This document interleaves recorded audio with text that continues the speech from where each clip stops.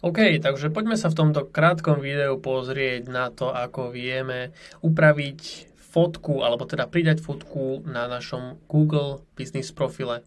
Čiže, čo je potrebné spraviť je potrebné sa prihlásiť do nášho Google profilu a kde je potrebné kliknúť je na pridať fotku. Čiže my keď si klikneme na pridať fotku, je to celkom skryté, tak vlastne máme tu fotka a máme tu fotka loga. Čiže keď si klikneme na fotku loga, vieme si vybrať z počítača fotku a následne ju nahrať.